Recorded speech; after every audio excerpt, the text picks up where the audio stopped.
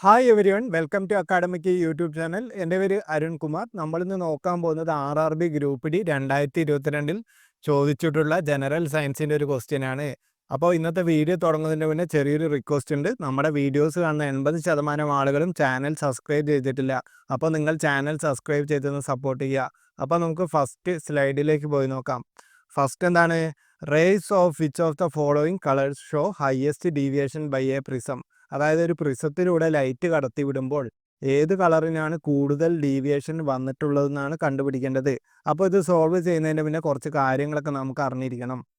First എന്താണ്? ഒരു diagram തന്നിട്ടുണ്ട്. ഡയഗ്രത്തിൽ എന്താണ്? വിസിബിൾ ലൈറ്റ്, അതായത് വൈറ്റ് ലൈറ്റ് ആണ് ഇവിടെ കടത്തി വിടുക. വൈറ്റ് ലൈറ്റ് എന്തായി? മഴവില്ലിൻ്റെ 7 നിറങ്ങളിലേക്ക് മാറി, അതായത് വിബ്ജിയോർ എന്ന് പറയുന്ന കളർ ഫോർമാറ്റിലേക്ക് മാറി. വിബ്ജിയോർ എന്ന് പറയുമ്പോൾ എന്താണ്? ഫസ്റ്റ് വയലറ്റ്, പിന്നെ indigo, blue, green, yellow, orange, red. അതായത് ഇത്രയും കളറുകൾ കൂടി ചേർന്നിട്ടാണ് വൈറ്റ് ലൈറ്റ് ഉണ്ടാകുന്നത്.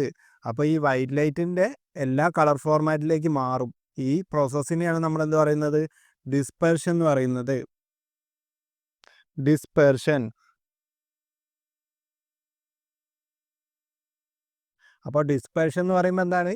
വൈറ്റ് ലൈറ്റ് അതിൻ്റെ അടങ്ങിയിട്ടുള്ള കളറുകളിലേക്ക് മാറുന്നു. ആ പ്രോസസ്സിനെയാണ് പറയുന്നത് ഡിസ്പെർഷൻ. അതായത് white light into VIBGYOR. VIBGYOR എന്ന് പറയുമ്പോൾ മഴവില്ലിൻ്റെ 7 നിറങ്ങൾ. ഈ പ്രോസസ്സിനെയാണ് നമ്മളെന്ത് പറയുന്നത്? ഡിസ്പെർഷൻ. ഡിസ്പെർഷൻ എല്ലാവർക്കും മനസ്സിലായി എന്ന് വിചാരിക്കുന്നു. ഇനി നമുക്ക് അടുത്ത സ്ലൈഡിലേക്ക് പോയി നോക്കാം. അടുത്ത സ്ലൈഡിൽ എന്താണ്? Refraction of light through A prism is the bending of light as it passes from air into glass and then out again. Refraction എന്ന് പറഞ്ഞാൽ എന്താണ്? ഒരു മീഡിയത്തിൽ നിന്ന് അടുത്ത മീഡിയത്തിലേക്ക് പോകുമ്പോൾ ലൈറ്റ് ബെൻഡാവും, ലൈറ്റിൻ്റെ റേ ബെൻഡാവും. ആ പ്രോസസ്സിനെയാണ് പറയുന്നത് refraction. These bending occurs because light changes speed when it passes from one medium to another medium. അതായത് ഓരോ മീഡിയത്തിലും ലൈറ്റിൻ്റെ സ്പീഡ് വ്യത്യസ്തമായിരിക്കും. അപ്പോൾ സ്പീഡ് കൂടിയതിൽ നിന്ന് കുറഞ്ഞു വരുമ്പോഴും അല്ലെങ്കിൽ കുറഞ്ഞ മീഡിയത്തിൽ നിന്ന് കൂടി വരുമ്പോഴും എന്ത് സംഭവിക്കും? ലൈറ്റ് ബെൻഡ് ആവാനൊരു ടെൻഡൻസി ഉണ്ട്. ഇതാണ് റിഫ്രാക്ഷന് കാരണം. ഇനി നമുക്ക് അടുത്ത സ്ലൈഡിലേക്ക് പോയി നോക്കാം. അടുത്ത സ്ലൈഡിൽ എന്താണ്? How does refraction occurs. അപ്പോൾ റിഫ്രാക്ഷൻ എങ്ങനെ ഉണ്ടാകുന്നത് നമുക്ക് നോക്കാം.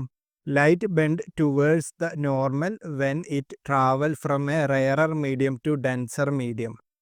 റെയറർ മീഡിയത്തിൽ നിന്ന് ഡെൻസർ മീഡിയത്തിലേക്ക് പോകുമ്പോൾ എന്ത് സംഭവിക്കും?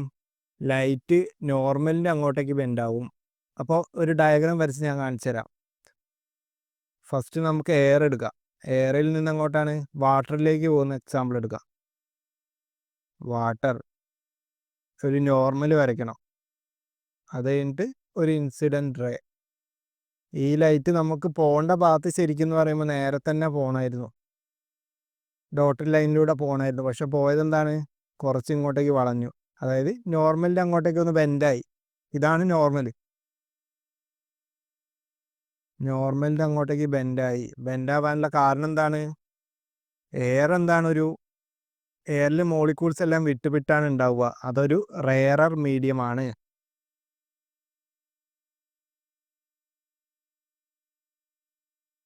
റെയറർ മീഡിയത്തിൽ എന്താണ്? സ്പീഡ് കൂടുതലായിരിക്കും. മോളിക്യൂൾസ് എല്ലാം വിട്ടുള്ളത് കൊണ്ട് എന്താണ്? ലൈറ്റിന് വേറെ ഒന്നും സംഭവിക്കുന്നില്ല. ലൈറ്റൊക്കെ സുഖമായിട്ട് പാസ് ചെയ്ത് വരും. അപ്പോൾ നല്ല സ്പീഡിൽ തന്നെ ലൈറ്റിന് വരാൻ പറ്റും. അതാണ് റെയറർ മീഡിയത്തിൽ സ്പീഡ് കൂടുതലായിരിക്കും. പിന്നെ വാട്ടർ എയറിനെ കമ്പയർ ചെയ്യുമ്പോൾ ഡെൻസർ മീഡിയം ആയിരിക്കും. ഡെൻസർ മീഡിയത്തിൽ എന്താണ്? സ്പീഡ് കുറവായിരിക്കും, സ്പീഡ് കുറയും. അപ്പോൾ റെയറർ മീഡിയത്തിൽ നിന്ന് ഡെൻസർ മീഡിയത്തിലേക്ക് വരുമ്പോൾ എന്ത് ചെയ്യും? Bend towards normal. നോർമലിൻ്റെ അടുത്തേക്ക് ബെൻഡാവും. അതാണ് ഇവിടെ നമുക്ക് ഫസ്റ്റ് പറഞ്ഞിട്ടുള്ളത്. ഇനി അടുത്ത രണ്ടാമത്തെ പോയിന്റ് എന്താണ്? The amount of bending depends on the angle of incident and refractive indices of two media.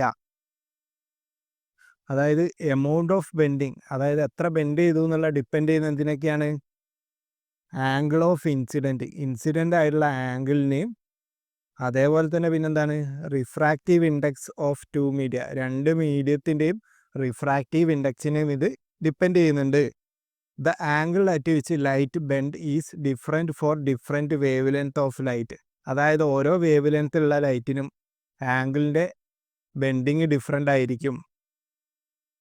This is called dispersion. അപ്പോൾ ഡിസ്പേർഷൻ്റെ കാരണം മനസ്സിലായല്ലോ. ഡിഫറെൻറ്റ് വേവ് ലെങ്ത് ഉള്ള ലൈറ്റ് എല്ലാം ബെൻഡ് ചെയ്യുന്ന ഡിഫറെൻറ്റ് ആംഗിളിലായിരിക്കും. അതാണ് നമുക്ക് വിബ്ജിയോർ ഫോർമാറ്റിലേക്ക് മാറി കിട്ടിയത് വൈറ്റ് ലൈറ്റ്. വൈറ്റ് ലൈറ്റിലാണെങ്കിൽ എല്ലാ കളറും ഉണ്ടാവും. എല്ലാ കളറും എന്ത് ചെയ്യും, ഫസ്റ്റ് പ്രിസത്തിലേക്ക് വരുമ്പോൾ ഓരോന്നും ബെൻഡാകുന്നത് ഓരോ ആംഗിളിലായിരിക്കും. അങ്ങനെ ബെൻഡാകുന്നത് കൊണ്ടാണ് നമുക്ക് കറക്റ്റ് മഴവില്ലിൻ്റെ 7 നിറങ്ങൾ ഔട്ട്പുട്ടായിട്ട് കിട്ടിയത്. അപ്പോൾ ഡിസ്പേർഷൻ എന്ന് പറയുമ്പോൾ കാരണം എന്താണ്, ഓരോ വേവ് ലെങ്ത്തുള്ള ലൈറ്റും ബെൻഡ് ചെയ്യുന്നത്, റിഫ്രാക്റ്റ് ചെയ്യുന്നത് ഡിഫറെൻറ്റ് ആംഗിളിലായിരിക്കും. ഇനി നമുക്ക് അടുത്ത സ്ലൈഡിലേക്ക് പോയി നോക്കാം. What does dispersion cause? ഡിസ്പേർഷൻ്റെ കാരണം എന്താണ്?